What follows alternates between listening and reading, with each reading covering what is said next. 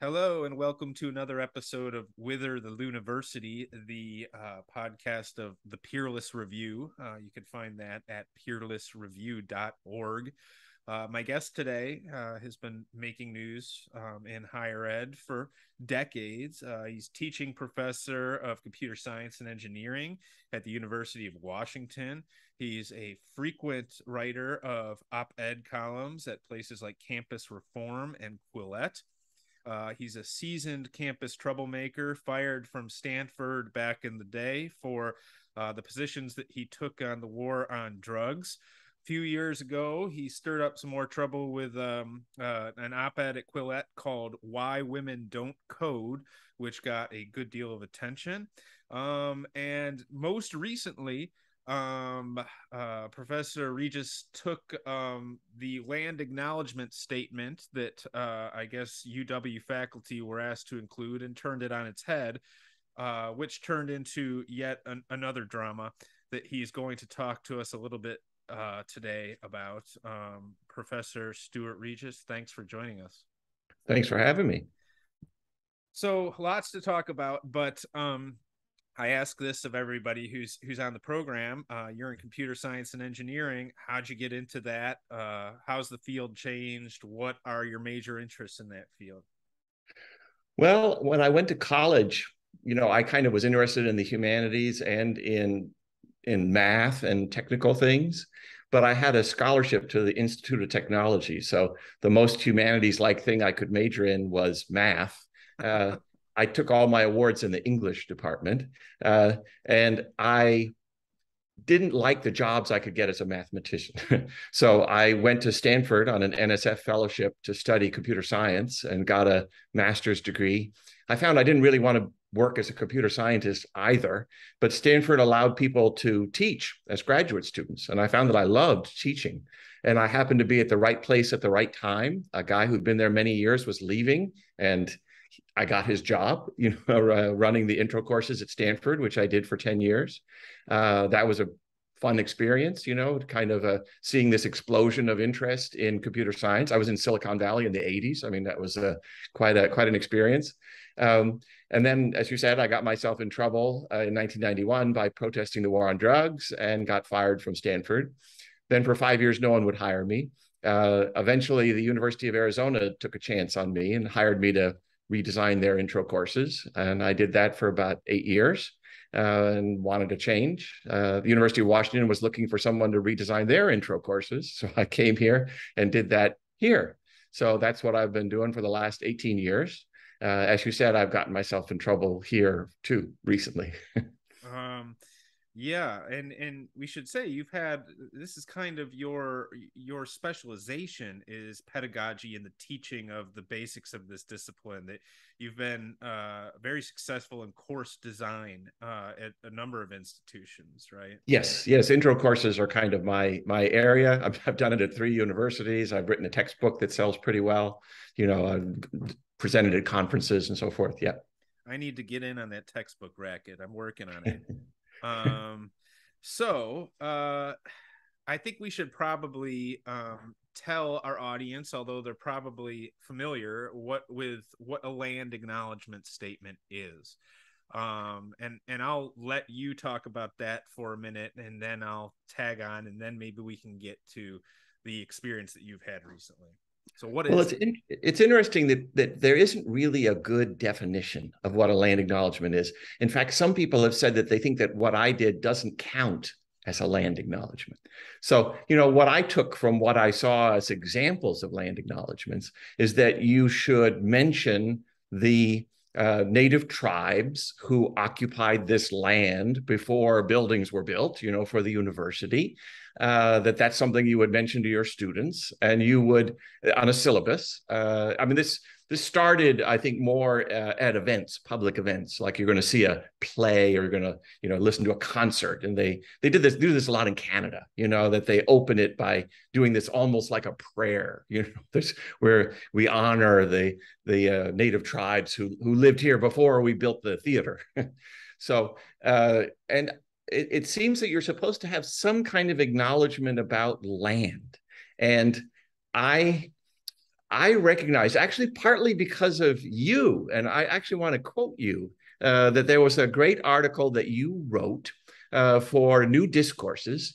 And you said that, including something like this in a chemistry class is a way of saying to the students, and I'm quoting you here, that the politics of grievance will be honored and encouraged. And I think you're absolutely right about that, that it is, in effect, a political statement, that you're kind of saying we are aligned with this progressive view. There's a particular view of American history, that the United States was evil, that these lands were stolen, and you're supposed to affirm that. And I purposely did not. I purposely crafted a land acknowledgement that's kind of a parody of the one that they asked me to do, where I said that they can't claim ownership of any of the land, if you believe in what John Locke said about land ownership. So one of the characteristics of land acknowledgement statements, when they're properly executed, is that they're very pandering, right? Yes. And that there is this penitential repentance that's in there, that I guess the word would be self-flagellation, that we kind of need to whip ourselves and explain like how awful we've been. And I think that this gets at the heart of what the problem with your land acknowledgement statement is that you rejected the sort of come to Jesus repentance moment that's inherent in these statements. Yes, you're supposed to express guilt. You're supposed to kind of say, we should feel a moment of guilt, for being on this land. And that's what was missing from what I said. Yes. And I think that's what really infuriated them. Right. The fact that the very thought that you might not feel guilty for standing on a college campus in Washington is anathema to the entire enterprise of higher education at this point. Well, or saying that the complex history of the interactions with native tribes can't be reduced to 2 sentences. If you kind of say there's nuance, there's a lot to discuss. If you want to say that, that's not allowed. Right. And you rightly acknowledge in the statement that you wrote that the very concept of property, or how that was understood by Native American tribes, is an entirely complex debate on its own before right. we even get to the question of acknowledging any kind of property. Right. So let me ask you this, because I've read a lot of reports about your story, and we should sort of start at the beginning. And I've read conflicting statements in different reports. Some things that I've read, not that you've written, but that other outlets have written, seem to suggest that your department made it mandatory to include a land acknowledgement statement, but didn't say what that has to look like. Other accounts seem to suggest that they suggested including a land acknowledgement statement, that you were not required to do so. You opted to do so and wrote one that they didn't like. Which of those is the proper sequence of events? Right. Yeah, this is a good thing to clear up. This is not a case of compelled speech. Okay. That's a different issue. There was a situation at San Diego State where they were going to require the faculty to include a particular land acknowledgement. That was going to be the compelled speech case, where you're required to say a certain thing that you may not believe. So I wasn't required. This was a suggestion. There was a list of diversity best practices. These are things you should do. That included, by the way, no longer saying you guys, that you should instead say y'all. Seriously, that was one of the one of the suggestions, is that you should say y'all or folks. You should refer to people as folks, so that you don't have to say you guys. This bothers me very much as somebody from the Great Lakes region, where we all say you guys, right? And so this is kind of one of the contradictions of sort of the woke mindset, is that in saying don't say you guys, aren't you discriminating against a particular cultural background, like people from the northern inland north of the United States who use this term? Adam, we have to dismantle the patriarchy, and this is part of that process, is realigning language so that if we realign it to y'all, doesn't that have a legacy of ugliness in the American South? It's absurd. It's absurd that a lot of this stuff is silly. But one of their suggestions was include a land acknowledgement on your syllabus. And I also noticed that people were starting to include them in their email signatures. So I first used this in my email signature, started sending it around. In fact, that has led to me no longer being able to post messages to the AAUP mailing list because it's a moderated list. And the moderators will not allow me to post a message with my land acknowledgement. And I am not willing to censor myself just because of their, feelings about it. So I've had a series of messages all year, censored from the mailing list. But so it was a suggestion. The issue here is viewpoint discrimination. So they encouraged it. Some people did it. Most people did not, so it was only a few faculty in our department who ended up including a land acknowledgement. But if you're going to encourage people to include them, then you have to allow the full range. I actually realized this in the fall, that this is a vulnerability, so this for me is part of a bigger effort that I've had over the last 5 years to deal with what I call the equity agenda, the excesses of the diversity, equity, and inclusion project. And this is just one small piece, but it seemed to me that they had miscalculated, that this is an area, I'm not a lawyer, but it seemed to me that in my understanding of the First Amendment was that if you're going to allow these things, then you have to have content neutral rules. You can limit speech. So as long as it's content neutral. So you can forbid all land acknowledgements, or you can allow all land acknowledgements. But what you can't do is allow these progressive ones and then tell Stuart that he can't have his. And I have two constitutional law scholars, Eugene Volokh at UCLA, and Jonathan Turley at George Washington University, who both wrote twice about my case, saying this is a clear First Amendment issue. They both said they don't like what I did. I think that Jonathan Turley said that I was gratuitous and peevish, and I accept the criticism. Yeah, I think that that's evident, right?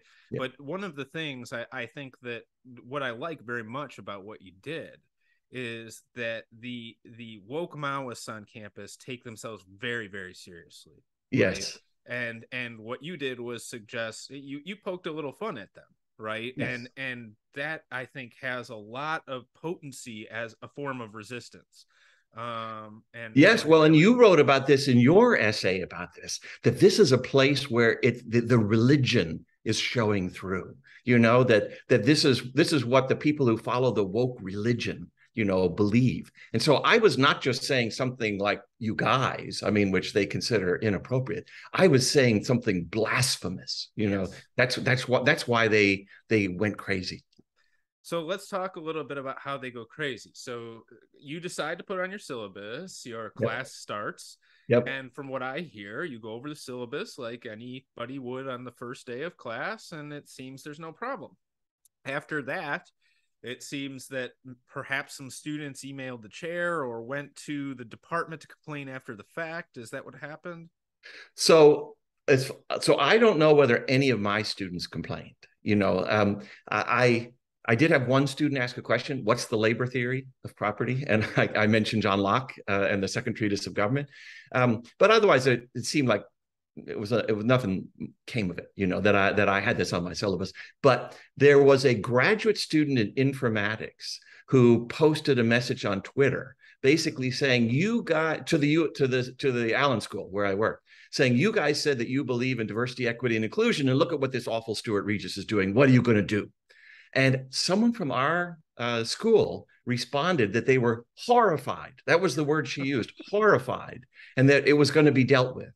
And then I started getting emails from the director of our school, and she told me this has to go. And I said, "Well, are you telling other instructors that their land acknowledgement has to go?" And she said, "No." And I said, "Well, I want to be treated the same way as other faculty." And she said, "Well, I want you to remove it." And I said, "I respectfully decline." Then she had the syllabus removed. I put the syllabus back. Kind of overwrote she had the syllabus removed from what, like from Blackboard or something? Well, we were online that week because of COVID issues, so everything was online. So I had an online syllabus, on my class webpage, and she had it replaced. To your webpage, and yes. She had them replace it with something that said that there was an offensive comment in the syllabus, and so it's been temporarily removed. So I put back the syllabus, and then they put back the other, and they set the file protection so that I couldn't change it again. So then I stopped fighting with them about it. They eventually put up a version of it that had it whited out. You know, that section of the syllabus was just blank. She sent an email, the director of our school sent an email to all of my students apologizing for my offensive behavior and giving them 3 different links they could use to report further offensive behavior from me, you know, so that she was committed to having everybody feel welcome and everything. So be sure to report Professor Reges this way if you want to. And then 2 days later, she said, well, we've created an alternate section of the course where we're going to show videos. So while Professor Reges is going to be lecturing in a live lecture hall, we're going to be showing videos to people that were recorded last quarter. And if you would rather do that, you can switch. So they created this shadow version of my course and allowed students to switch. And 30% of my students switched to the other course. This is shocking to me when I heard about this, but I'm even more shocked now when I learned that in this shadow section of the course, they were using recordings of your lectures. No, it wasn't my lectures. It was a different professor who had taught in the fall. Okay. In fact, what I heard through the grapevine is that most of the students who switched because they were hoping that instructor was going to use his policies from the fall because he had more lenient policies about homework grading. Turns out he didn't. He decided that it was best to match my policies. Anyway, so I think they didn't quite get what they bargained for. So let me pick your brain for just a second about this, though, because I think this is relevant to teaching during COVID. When COVID started, we all across the country had to scramble and adapt our courses to how are we going to complete this. Many of us were learning new technologies and platforms that we didn't know about before. And a good many of those platforms or the software was owned by our universities. And one thing that concerned me was when I was recording lectures at my house and things like that, I wondered what whose property is this now if I'm using their technology, if not equipment, but their software to do this. And so I wonder what would have stopped them, like if they had those recorded lectures of yours, from just saying, oh, well, he recorded these on school equipment, so they're ours, we'll just show them in this other section. I mean, do you have thoughts about that? They probably could. Yeah, they probably could. I'm not so worried about that. I tend to, I give away tons of stuff. I make money on textbook sales. So, I can afford to give away lots of other stuff. Okay. All right. So there's a lawsuit about this pending now. Yes. And let me mention just one more detail in terms of what happened. Yeah. Then later at the end of the quarter, well, they created a shadow section in spring as well. We're on the quarter system, so we've had another quarter. But they also have started a disciplinary proceeding against me, where they called me in and they said that they think that I violated a certain university policy, and they're starting this process that could lead to me being fired. So that process was started in March, and it's still going on. So right now, there's a special investigative committee that is investigating complaints to decide, so the dean can decide what to do. How transparent is this process? I mean, do you have access to what they are discovering, if anything, and who's on this committee or anything? In the initial meeting, they described to me the complaints against me. So that was good. They gave me a good understanding. It was about the land acknowledgement itself. And another thing they were upset about, I laugh because it just seems so funny. There's a reporter at Inside Higher Education who wrote an article about land acknowledgements, the pros and the cons, including quoting Native scholars, talking about what they liked and disliked about it. And he talked about my case. I posted this to a mailing list in our school that's called the Diversity Allies mailing list. I said, you guys might enjoy this article. That's what we do. We post things, these are resources. Read about land acknowledgements on this article. Well, that's one of the accusations against me, is that I upset many people by pointing them to that article. That reporter, by the way, just is like, does they understand? I told both sides, it's not like, it wasn't like a puff piece for Stuart Reges. I mean, it was a serious exploration of the issue. And that's one of the things that I've been accused of doing, is that I hijacked the Diversity Allies mailing list. Anyway, that was the initial thing. So the initial thing, there was some detail there, but then we were unable to come to terms. That was me with the director of our school. That's kind of the department level. And so it elevated to the dean. The dean has not been very transparent at all. She told me, God, it must be 14 weeks ago, we're working on putting together a committee. And I would email her every 3 weeks. We're working on it. We're working on it. We're working on it. You know, sounds to me like they're not working on it. Yeah. I mean, just before the lawsuit was filed, her message said, well, we've got one of the 3 committee members identified, but now that it's summer, things may slow down. It took them 14 weeks to come up with 1 committee member. Well, now they have 3 committee members. They have not told me their names. I assume, so they're supposed to prepare a report. And I would expect that I get to see that report when it's prepared, although I don't know for sure. But then the dean decides what she wants to do about my case. And she has certain things she could do to punish me, or she can elevate it to the provost level. Boy, there's a lot of question marks there that I'd feel more comfortable if they had furnished you answers to. You know, especially on that report. Charles Nagy, you know, didn't get to see the report. And I wonder too, they should really furnish you with copies of these complaints. Yes. Rather than just tell you what was said. If I remember correctly, in Charles' case, they were investigating him for a really long time without telling him that they were investigating him. Yes. And I wondered about that myself. Was that going on? I think for me, it's like the opposite. They're not doing any investigating. They basically, I think it's been a low priority for them, and they just haven't paid much attention. They were also soliciting complaints in the same way that they did with Charles' case. Yes, exactly. That they were going out and saying, hey, if you've got anything else you want to bring to our attention about Professor Reges, let us know. We'd love to hear it, which I think was one of the big no-nos that UCF did in the case that we were talking about. So let's say at this point, what are you suing for? So it's this First Amendment issue. So what they're saying is that there's something called Executive Order 31, which is kind of a, you know, you could think of it as a hate speech type code, you know, that says that we want to create a welcoming environment. And so faculty are required to limit what they would do. You know, they want to make sure not to make somebody uncomfortable. You know, that's basically the what this says. This organization, FIRE, that's representing me, they have said that they think this is overly broad and probably unconstitutional. So there's that side of it, which is kind of the hate speech side of it, you know, that we want to eliminate offensive comments from campus. And they think they have a legal ability to do so.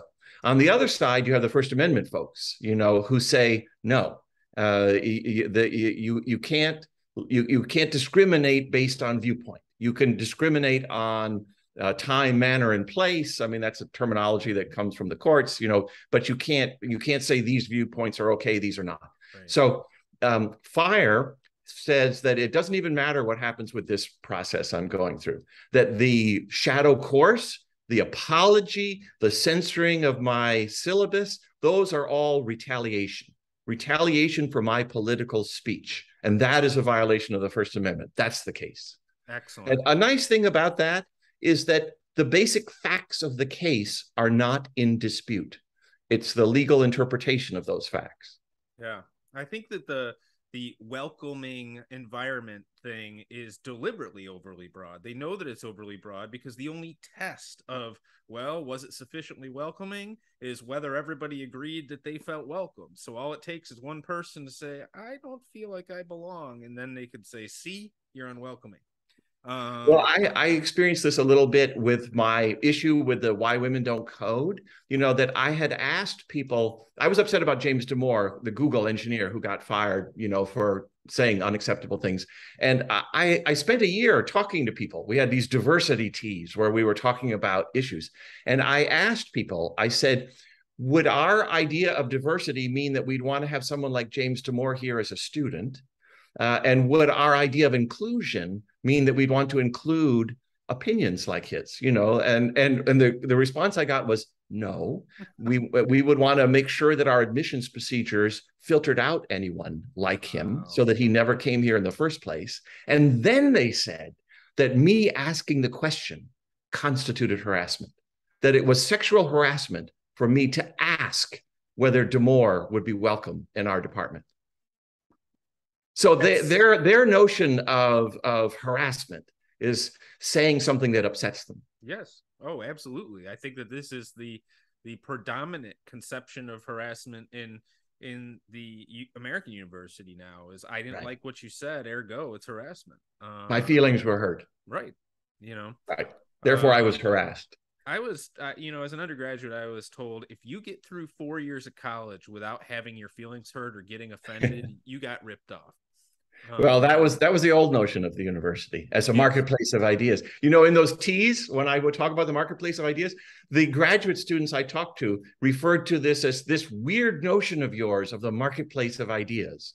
And I was kind of like, it's not my notion, and it wasn't considered weird when I was a college student. Or for the 2 centuries that preceded that. Yeah, exactly. So here's one thing that interests me about your case, and it's similar to Charles Negi's in this respect. You don't strike me as a right winger. You strike me as a guy who maybe likes to push people's buttons as I do, but you don't strike me as an ideologue. Would you say that that's accurate? And if you're not, like a conservative presence on campus or a right-wing presence on campus, why do they seem to have it out for you? Well, because I've said things you're not supposed to say. Like, in my article for Quillette about women, I said that women and men are different and make different choices. I mean, that's obvious to most Americans, but it's not something that you're allowed to say on campus. So yeah, it's funny, whenever I've got involved in these controversies, I get turned into this cartoon character. When I got fired from Stanford, I was a villain to a bunch of people and a hero to a bunch of other people, and I just felt like I was me. I wasn't either of those things. Yeah, I mean, it's funny. Colin Wright, who writes for Quillette, has this cartoon that people have shown that Elon Musk said, "This is me." That he basically shows over time how the leftists have gone very far left, and that has made him seem conservative, even though he hasn't changed very much. So I'm more libertarian. I mean, libertarians are thought of as being closer to conservative points of view. Republicans are more friendly to libertarian ideas than Democrats are. So I kind of have I guess you could say there's a reason why people would perceive me as conservative, but I have my own ideas about various things. It has become considered conservative, the things that I believe.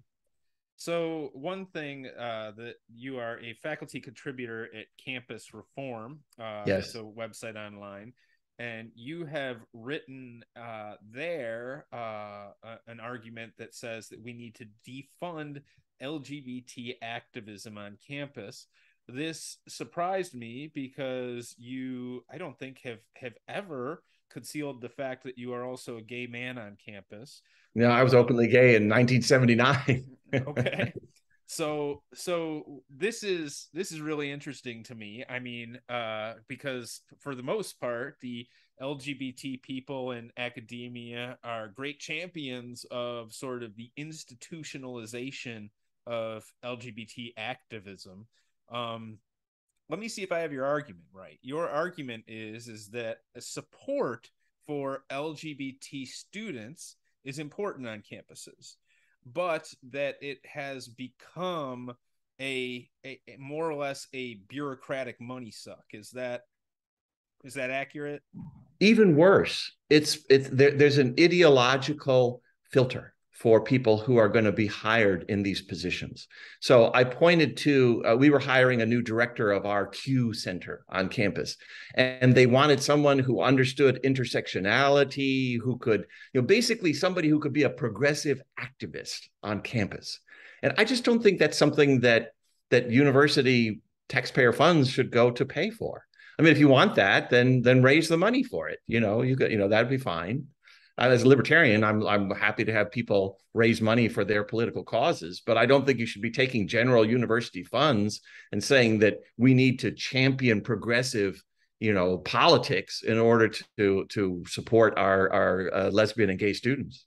Well, this is a big way that universities enforce the political groupthink, is even sort of jobs in the professorate are described in ways that, in terms of expertise, research interests, that would filter out candidates who might not conform to the orthodoxy of campus leftism.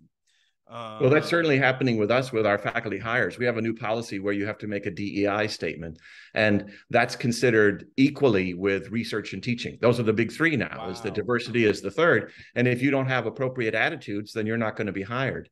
We just narrowly defeated. The university was going to impose this on all cases of tenure and promotion. I mean, currently it applies to new hires, wow. But this was going to be for all cases of promotion and tenure, that you had to have a DEI statement.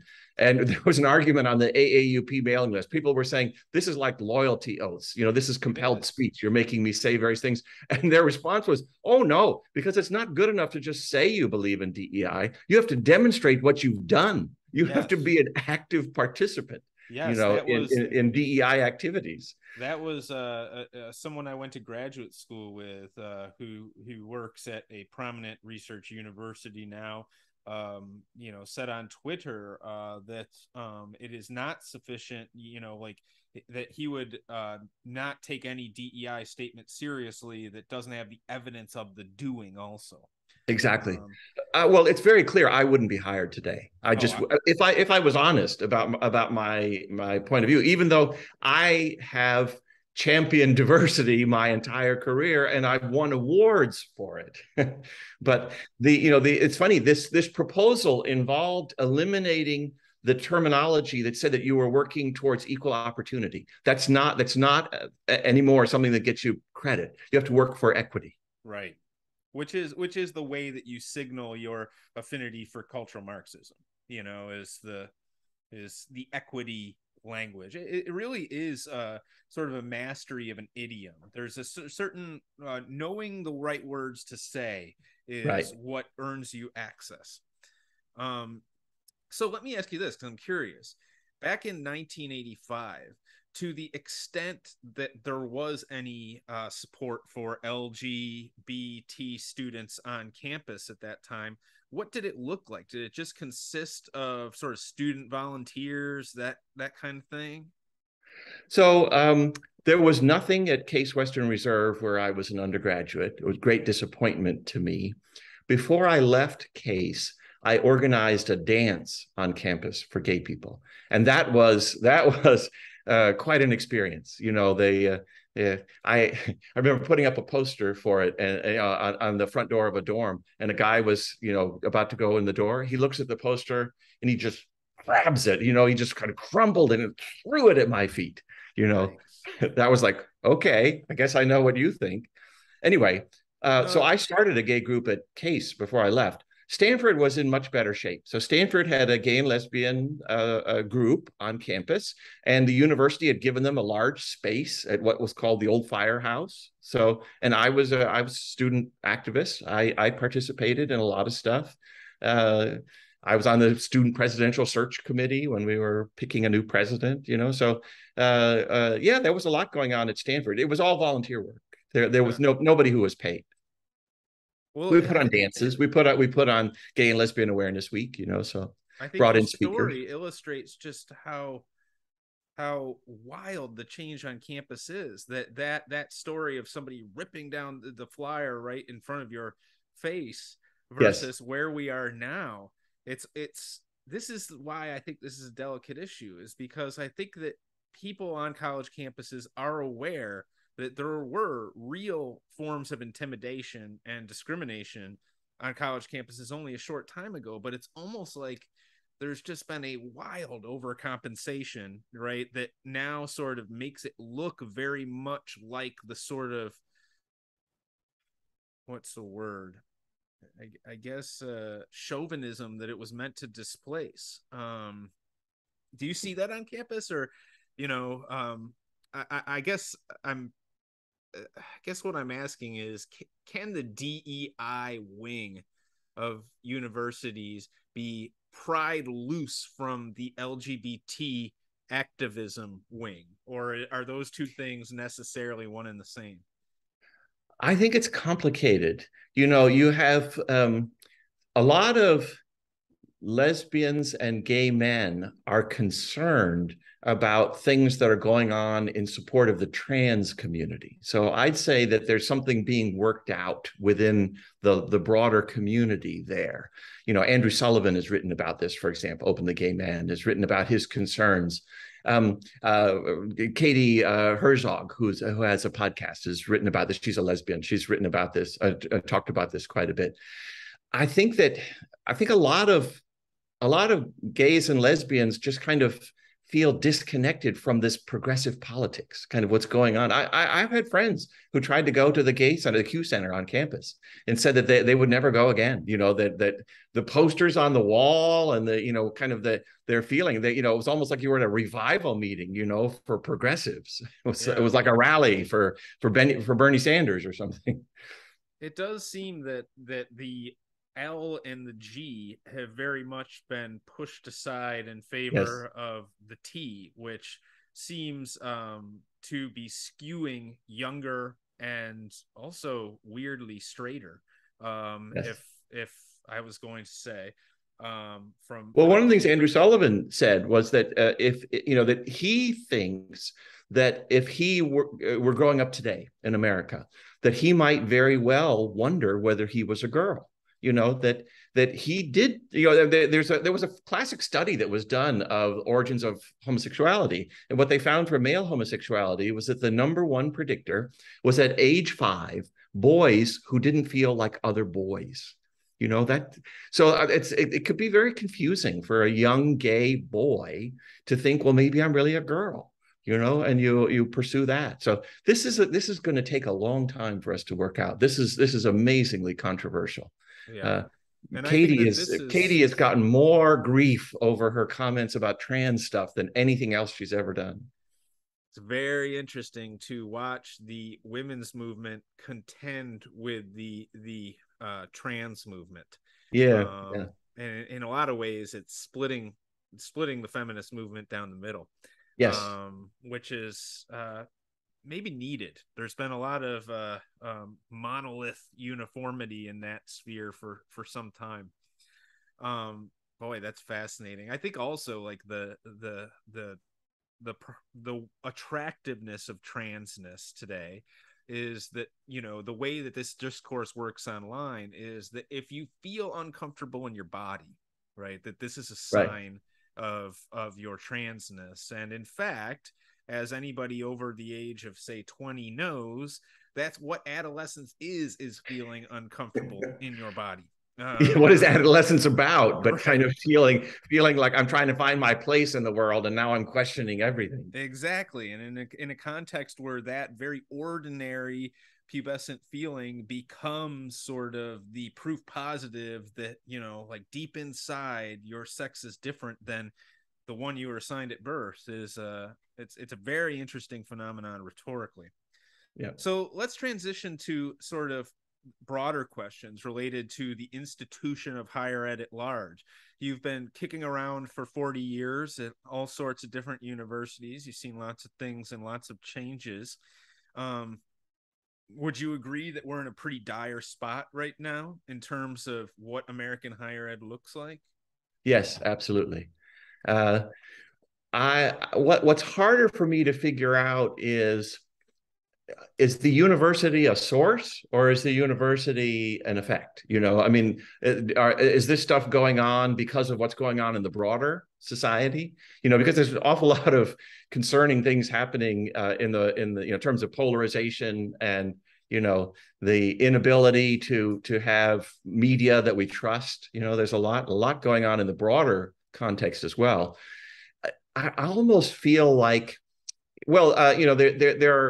there was a big shift sometime around like 2010. Martin Gurry has written about this, The Revolt of the Public, I think he calls his book, that he talks about how there was a shift away from central authority. and so the things like the Arab Spring, Occupy Wall Street, all sorts of things.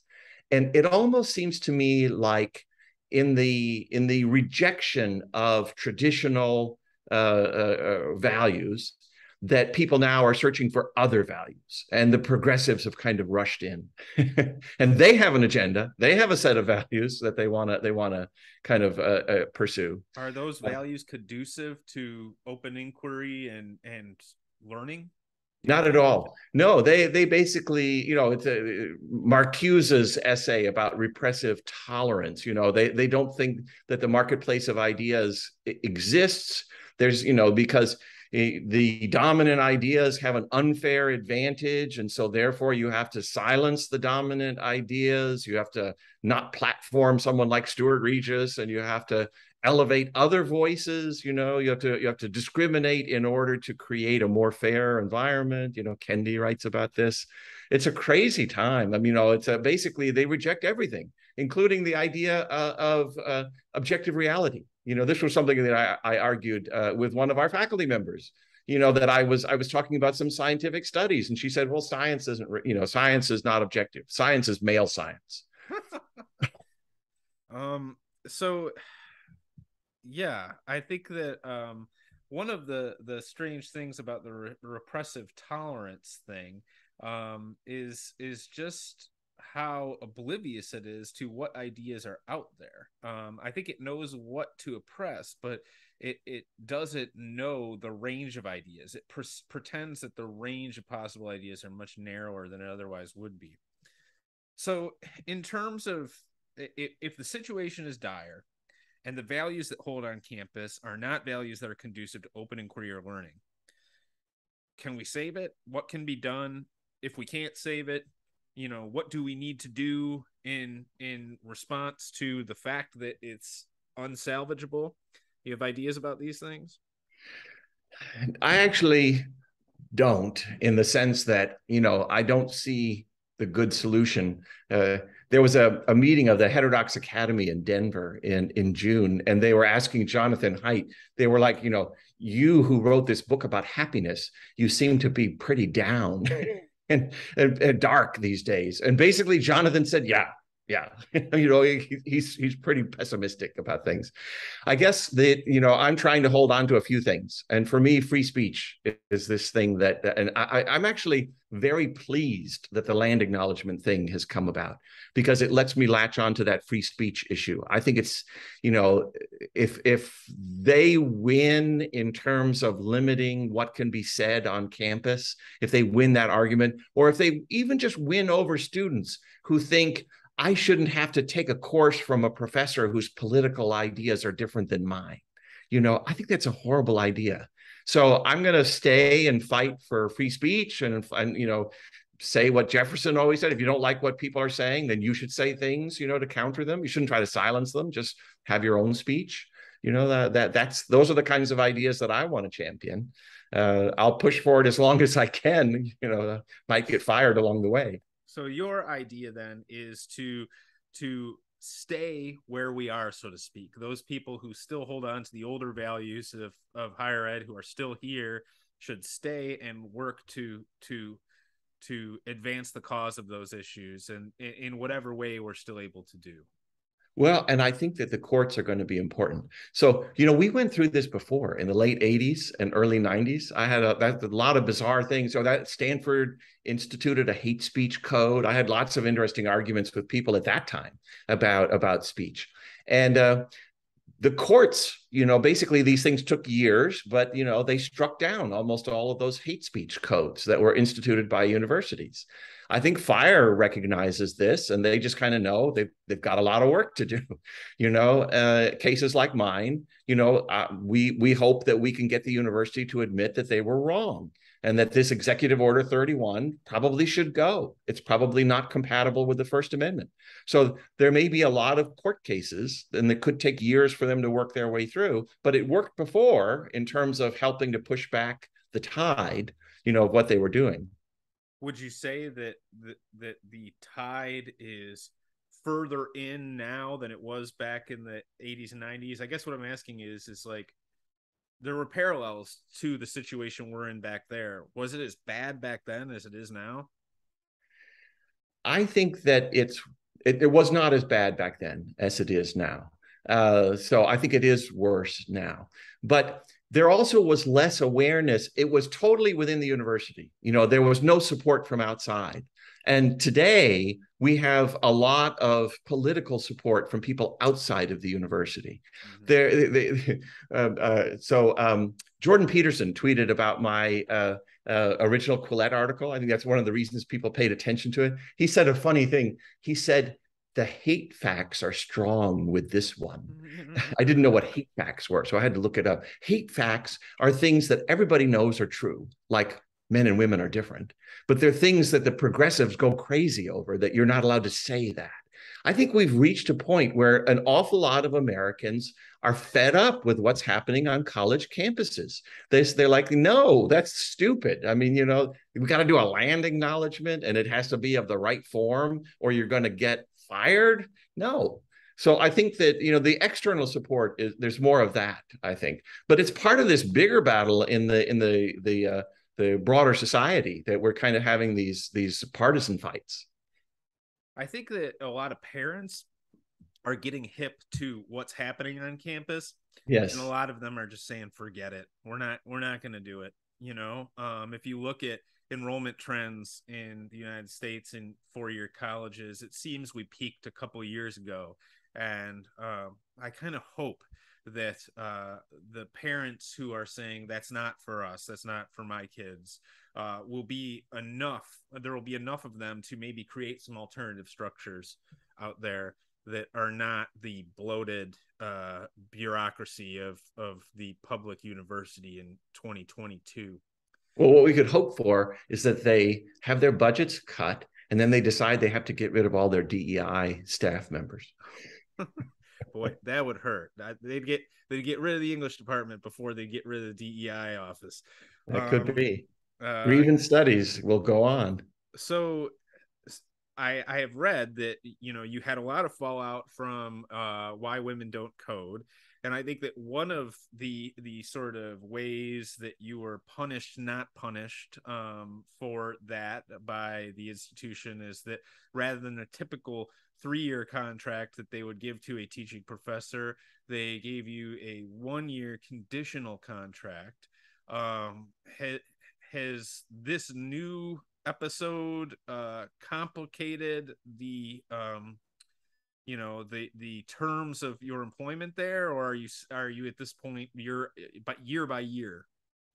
Well, so you're right. I'm the only faculty member who was offered a continuing appointment of just 1 year. It's not unusual to offer a new faculty member a 1-year appointment. It's kind of, we'll see how it goes and then decide whether, but once you're permanent, then they tend to do 3-3-3. So they did a 1-year extension for me. They kind of put me on probation. I guess I didn't do anything. It was partly COVID, there wasn't a lot going on, but they gave me a 3-year extension. So I just completed the first year of my current 3-year contract. So I have 2 more years on this contract. Very good. I have no idea what will happen after that. Well, yeah, maybe by then you've got a legal victory, which will be a strong incentive to provide you with a 3-year contract or more. Boy, this is great. So when do you find out? Do you know the timeline for the proceedings with your case, or is it just kind of on hold? It'll probably over the next year or so will unfold. Well, these things have taken years for other faculty, so they haven't told me. Okay. I would think that the pressure of the lawsuit, well, it's going to make them be very careful, and that'll slow them down a bit. But I also think that they're going to feel that they can't just ignore it, that they have to move it forward. Yeah, but we'll see. And I think they don't talk to me about it. They don't tell me about it. What will probably happen is that as the university gets further and further from the actual episode, they start increasingly second guessing the decisions that they made in that moment. It may never come to court. Might be, but they show no signs of it yet. The university spokesperson is saying that they're confident that they have not violated my First Amendment rights. So At Oh, least well, so it far, must the not have been official violating. line is, no, he should be punished. Well, we'll see. They'll feel the pressure a little bit. Yep. Um, Stuart, it was great having you. I wish you the very best with your case, and I think that your provocations are playing an important role. And thanks for all of them over your time in higher ed and for the attendant suffering that they've caused you.